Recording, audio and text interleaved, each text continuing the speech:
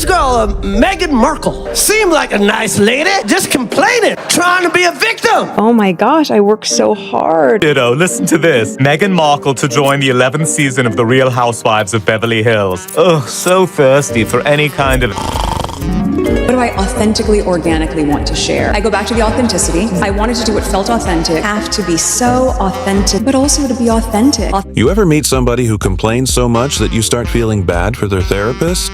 Like, you just know the therapist is at home drinking wine by the gallon, muttering, "Not her again." That's Meghan Markle in a nutshell. Every time she speaks, it's like watching a TED Talk written by a middle school drama club. Authenticity, victimhood, tears, repeat. I just wanted to live authentically. Authentically? Lady, you're living in a Montecito mansion worth more than some country's GDP. You've got chickens, private jets, a Netflix deal. If that's oppression, sign me up. The way she says authentic kills me. She drags it out like it's profound. Authentic, like she's whispering the secrets of the universe, but really, she's just talking about avocado toast and drama with the in-laws. Every interview feels like she's trying to convince herself she's a philosopher, but all I hear is a reality TV audition tape. And let's talk about her big excuse. Meghan says she had no idea what she was walking into when she married Prince Harry. Oh, really? You didn't Google the royal family? You're telling me you planned a royal wedding, moved into Buckingham's backyard, and not once thought, maybe I should look up what these people are about? Come on, that's like marrying into the mafia and saying, wait, they do crime? I didn't know they were racist.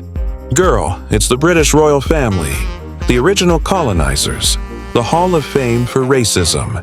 They colonized so much of the world, maps in history class had to be updated every semester. Acting like you're shocked is like being surprised water is wet. Picture Meghan scrolling on her phone before the wedding. Let's see. Avocado recipes, Suits reruns, inspirational quotes. Oh, should I look up my future in-laws? Nah, I'll wing it. And then she shows up like a student who didn't read the syllabus. And then she plays the poor me card on Oprah, sitting in a California garden worth more than Disneyland, sipping tea like she's living in a Dickens novel. I just wanted them to accept me. No, you wanted the tiara. Don't gaslight us into thinking this was about acceptance. This was about ambition dressed up in a victim gown. Half the things she cried about weren't even racism. They were just in-law drama. They didn't like how I dressed. They told me where to sit at dinner. That's not oppression. That's Thanksgiving with every family ever. Picture an average guy watching this on TV. His mother-in-law still calls him the plumber, even though he's been married 15 years.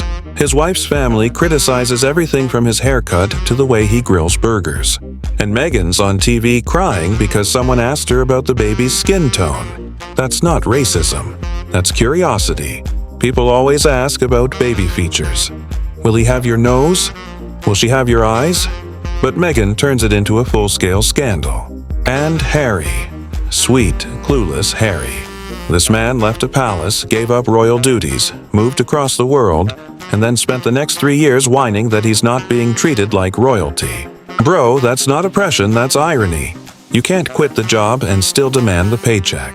Harry is like that guy who breaks up with his girlfriend but still stalks her Instagram every night. Am I still fifth in line? Did they bump me down again? Yeah, bro, you're behind toddlers now. Even George's playdate buddy is closer to the throne than you. Move on, plant some tomatoes, write a book, do literally anything other than whine. And don't get me started on his book, Spare. He actually called it Spare, like we didn't already know he was the backup. That's like naming your autobiography Plan B, the prince nobody ordered. And the stuff in the book? TMI. We didn't need to know about your frostbitten bleep. This isn't a medical diary. It's supposed to be your royal legacy. You're not building empathy. You're grossing people out. But of course, Harry's not really in control. Meghan is the director, the producer, the showrunner. Harry is just the sidekick in her reality show. She introduces him like he's a toddler at show and tell. And this is my husband, Harry. And he waves like, hi, I like mental health. Thanks, Harry. Groundbreaking stuff. Harry, groundbreaking stuff. And then they launch that podcast. The one that lasted, 5 minutes? Meghan invites celebrities to sit around and talk about nothing. just vibes, just authentic conversations. And the second it got canceled, Meghan acted like she was too good for Spotify anyway. Like she was out here making revolutionary content. Lady, Joe Rogan has been rambling about elk meat for 10 years and you couldn't make it past season 1. Sit down. And the Netflix deal? Don't even get me started. They got paid $100 million to make documentaries about how sad they are. Imagine cashing that check while crying on camera. Life is so hard. Anyway, thanks for the $100 million. That's not authenticity, that's a hustle.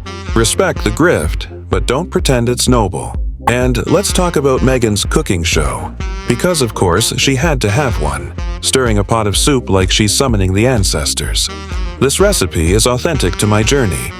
Girl, it's tomato soup. Calm down. You're not healing trauma, you're boiling water. Every time she stirs, I half expect dramatic music and a therapist to walk in.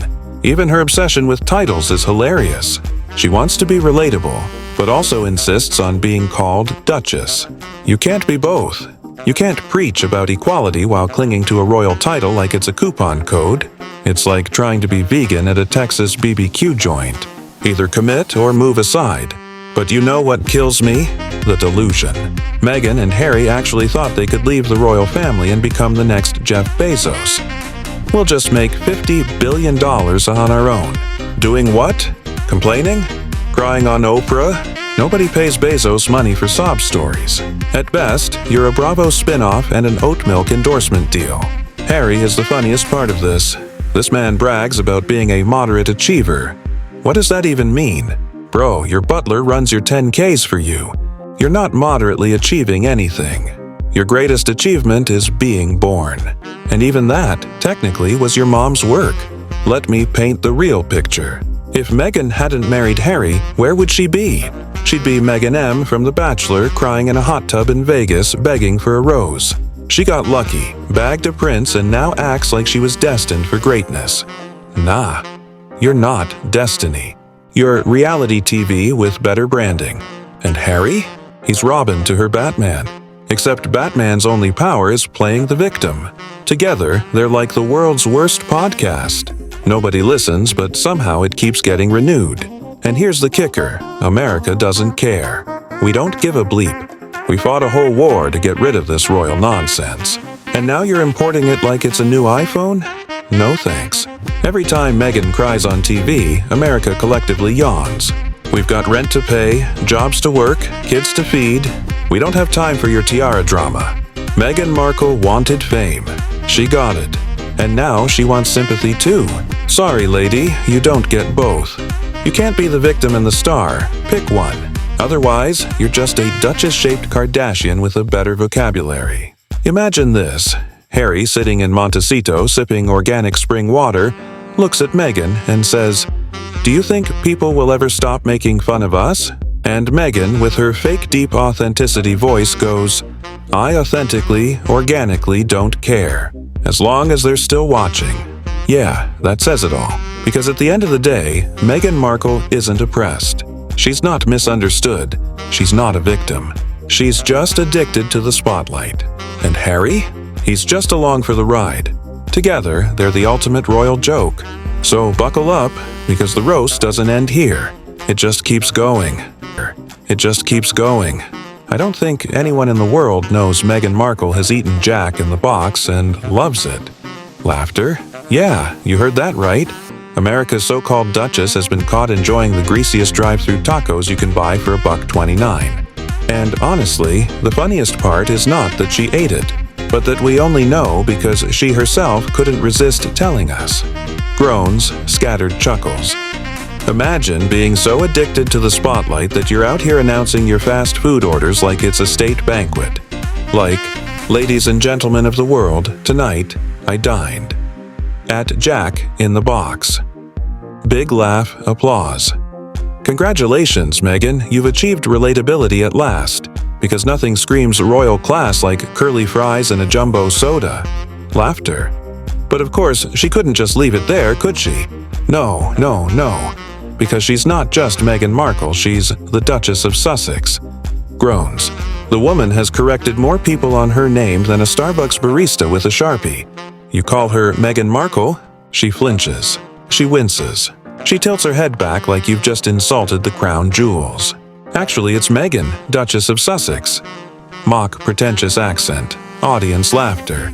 Oh, forgive me, your grace of drive-through royalty, Duchess of Jalapeno Poppers. Huge laugh. That correction was so cringe it practically begged for mockery. And mockery she got. The internet turned it into parody gold. TikTok, YouTube, Twitter, everyone was remixing it. My name is Meghan Sussex now. Call me Meghan Markle one more time. I dare you. Big laugh, applause. Cue the music remixes, the dance edits, the auto-tunes. Suddenly, Meghan Markle correcting people about her name was funnier than anything she'd ever done intentionally. It was like watching someone audition for comedy without realizing they were the punchline. And the content creators didn't stop there. Oh no, they went for the jugular with her lifestyle nonsense. You've seen it, right? Meghan Markle explaining how to prepare water for her guests like she's just cracked the Da Vinci Code. Mock dramatic voice. So, this water is from the spring in my backyard. Whatever you do, don't use tap water. Audience laughter. She literally sprinkles flower petals into it like she's invented hydration. Roaring laughter. Lady, it's water. Water. You didn't discover it, you didn't patent it, and you certainly don't need to narrate it like a Michelin star recipe. Groans. Applause. Watching her explain water was the kind of parody that wrote itself. Like, here's Meghan Markle teaching us how to breathe. Step 1. Inhale, but make sure it's curated air, filtered through a Himalayan crystal, blessed by a yoga instructor named Sage. Audience laughter. And just when you think it can't get dumber, I always call it water walla. Big laugh. Water walla? What are you doing? Applause. She makes basic human survival tasks sound like an elitist TED Talk. And then there's the flower arranging. Mock dramatic tone. Every arrangement tells a story. What story do you want to tell? Pause, audience laughter. Oh, I don't know, Meghan. Maybe the story is... Call your dad back. Big laugh, clapping. Or maybe the story is... Stop ghosting your family like you're Marie Kondo cleaning out a closet. Laughter, some groans. Imagine turning flower arranging into a metaphor for abandoning your relatives. Only Meghan could manage that level of dark comedy unintentionally. And it wasn't just TikTok creators. No, mainstream comedy smelled blood in the water, and they dove in like sharks. Saturday Night Live saw Meghan and Harry and thought, jackpot. These two are a recurring sketch that writes itself. Audience applause. You've got Harry on Weekend Update taking shots at his brother William. Mock Harry voice. Yes, unfortunately, William's hair couldn't make it this evening. Big laugh, applause. It's devastating. Roaring laughter. Poor William's bald spot has suffered more comedic attacks than the British Empire. But William wasn't about to let that slide. Oh no, he came back swinging, and where did he hit? Right where it hurts. Meghan's career. Mock William voice. My brother's fiancée Meghan Markle is on Suits. The only difference between that show and this is... People watch this one. Audience gasp. Explosion of laughter, applause. Brutal. Roaring laughter. That burn was so accurate it could have been a Yelp review. Laughter Suits. The show literally nobody watched, but everyone pretends to remember because Meghan won't stop bringing it up. Big laugh. It was so boring, SNL joked it could put toddlers to sleep. Mock parent voice. Whenever the kids won't settle down, we just put on an episode of Suits. They're out like a light. Audience roaring, clapping. That's not a resume, Meghan, that's a tranquilizer. Huge laugh, applause. And the best part? Watching Harry and William in those sketches pretending to be civil but unable to stop sniping at each other, like grown men acting like high school rivals. Audience laughter. Two princes, one bald, one bitter, both unable to get through a single appearance without an insult. Applause. It was like the royal version of Jerry Springer, except the only chair thrown was Meghan's acting career. Big laugh. But if SNL was a roast, South Park was the execution. Audience, oh, they went nuclear. They dedicated an entire episode to Meghan and Harry's hypocrisy. begging for privacy while parading themselves across every screen known to man. Audience applause, mock Harry voice. We just want to be normal people. The attention is so hard. Mock reporter voice. Isn't it true your wife has her own TV show, hangs with celebrities, and poses for fashion magazines? Big laugh, applause. That contradiction was so obvious even Cartman could see it. Roaring laughter. You can't scream, "Leave us alone," while selling Netflix docuseries and podcast deals about how much you want to be left alone. Big laugh, South Park nailed it.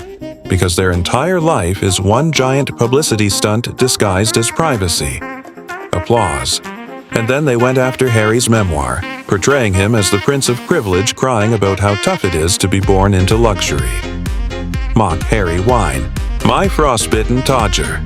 My pain, my suffering, my trauma. Laughter, applause. The guy had castles, horses, servants, and the best education money could buy. But he writes like Dickens without the poverty. Big laugh. And then the knockout punch. South Park had them moving town to town saying, if we move here, people will think we're serious about being normal.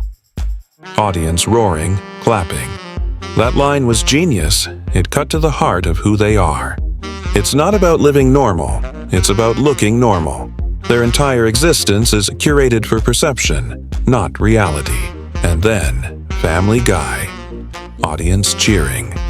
Family Guy didn't even bother with subtlety. They just straight up said the quiet part out loud.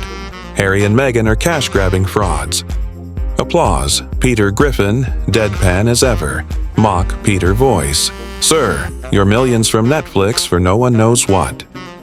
Laughter, applause. Cut to Meghan. Mock voice. Babe, time to do our daily $250,000 sponsored post for Del Taco. Audience screaming with laughter. That's it. That's the whole grift.